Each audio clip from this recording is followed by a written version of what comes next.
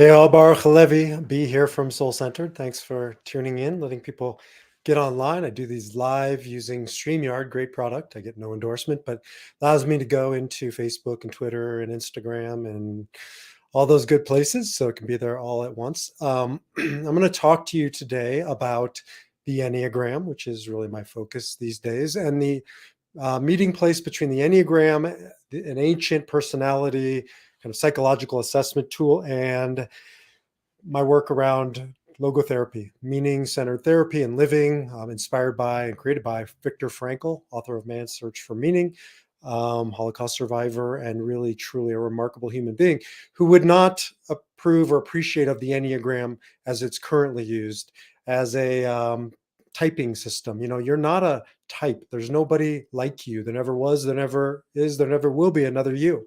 You are not a number. And so if you think the Enneagram is your number, then you've learned the wrong Enneagram, because actually it's an ancient system to figure out who you're not, who you're reacting like, because we're not here in this lifetime to react. So I want to take you into a real life scenario or situation with each Enneagram type and show you the opposite. You don't have to react, you can respond. And the difference between those two things is everything. When you can take back the power of your ability to choose how I want to feel, what I want to say, who I want to be, then you have ultimately returned to your true self, your spirit, whatever you want to call it. So here's what happens when 9 numbers walk into a bar, a boardroom, pick your venue. And of course, they're caricatures. Of course, they're overgeneralizations, but the energy, the feel is still the same. So I'm going to first share with you the lower side, the reaction on the bottom, and then we'll do the higher side. So let's start with my type, an Enneagram 8. So when an Enneagram 8, that's the red one, up in the top left corner, walks into a bar, walks into a boardroom, walks into the bedroom. No, maybe not the bedroom.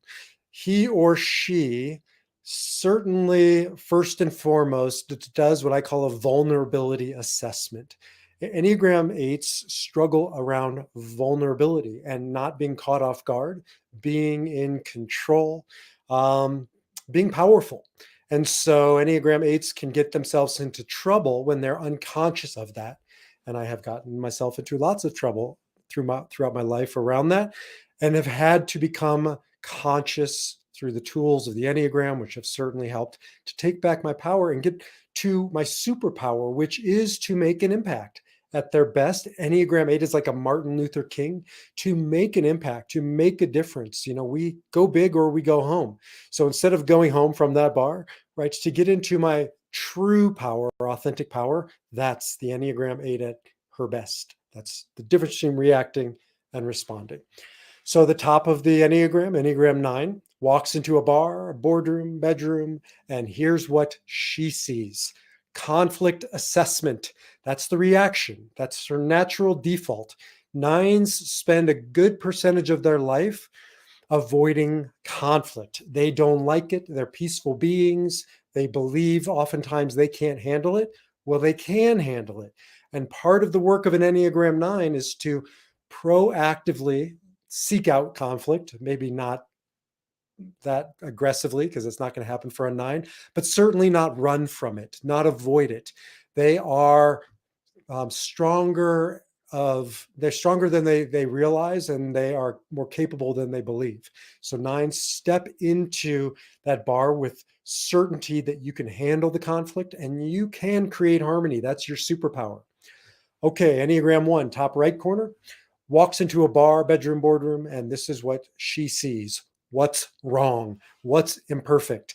Ones are driven, the reformers driven by this almost blind obsession to make the world perfect. The challenge is I'm imperfect, you're imperfect, the world's an imperfect place.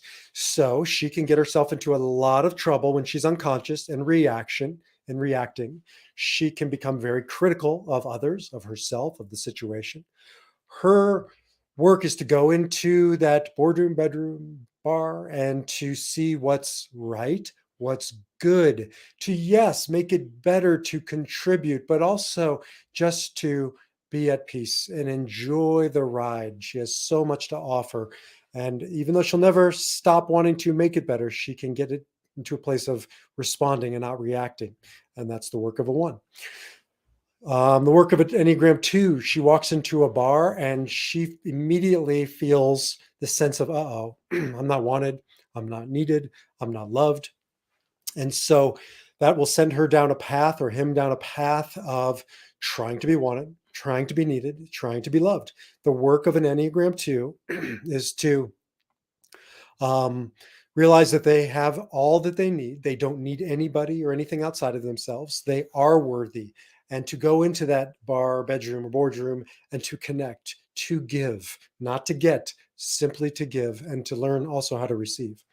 And Enneagram 3, excuse me, is defined by this sense of achievement, driven by this chatter in the back of her head that says, don't fail, get out there and dress to impress and win friends and influence people and make things happen. So she goes into a boardroom or the bedroom or the bar and she tries to achieve, to succeed. And oftentimes she can lose herself.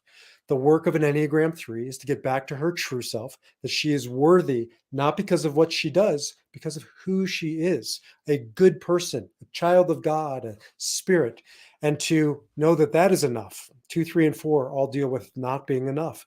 And for the 3, it's not about achieving. It's really at a deeper level, I would say, about inspiring. 3s, you are so inspirational. Don't forget that that's what you're shooting for. You are here, your superpower, to inspire. Number 4, Enneagram 4, the individualist, is constantly battling back this feeling of something is missing. Something's missing in the world. More importantly, something is missing in me. And he is always trying to fill the void with what others have, with something more. Like the 3, she or he needs to get back to her true self by realizing that she has enough. She is enough. I am enough. That should be the mantra of the Enneagram 4. And no longer the need um, to be special, but now she can go out into the world and give the world her gift, which is to be able to see. She sees you. She sees. She has empathy like nobody else. And when you are with a 4, I'm married to a 4. Man, you just feel seen when they are at their best. And so that intimacy, that empathy, is the superpower of a 4. Number 5, the Enneagram 5, the investigator, is really striving to, on reaction, unconscious, to avoid demands, avoid giving up their resources, giving up their time. They can tend towards isolation. They can become obsessed with understanding, with knowledge, with more knowledge and more books. And their work is to get out into the world and not only to understand, but to get back to their superpower, which is truly enlightenment. Um, Enlightenment literally means N, from within, light. Light comes from within. And so when they realize they have enough and they are enough, like the other types, but they don't need more information, they just need to share it and experience the world. That's the best of the Enneagram 5. Enneagram 6 is the loyalist, and the loyalist goes into a room and they just do risk assessment. They live in a constant sense of anxiety and insecurity, of fear, if they're unconscious, if they're reacting. Their work is to go to that party and to see what is right, what is good, sort of like what the ones have to deal with. They go into the party and see what's wrong. 6s go into the party and see what's dangerous and not secure. They need to get into faith. They can be incredibly courageous, get back to their strength, and they also are the most loyal, the most dutiful of all the Enneagram types. They're good people when they get out of their fear, when they get back into their courage. They can walk into that party with certainty, confidence, and make a true connection. And usually it's a connection for life. And Enneagram 7, last but not least, they walk into a room and they just want to have a good time, but really they're avoiding suffering, they're avoiding pain, they're the the life of the party, they're fun, everybody wants to be around a 7. When they can get real, go deeper, touch upon difficult topics, talk about their suffering or hold the suffering of others, man, there's nobody better than a 7. They get out into the world to truly be present, to experience at the deepest level and to know true joy in their life for the first time in many ways, no longer just happiness, but now profound joy. So that's what happens when 9 Enneagram types walk into the bar, the bedroom, or the boardroom, and they're unconscious, but we're not here to be unconscious. You don't have to live your life in a reaction. You can take back your power and defy your number.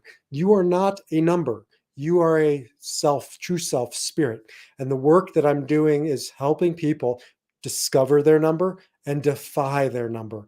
And that's why I'm launching very soon, stay tuned, Defy Your Number, a Enneagram starter program. Do it yourself.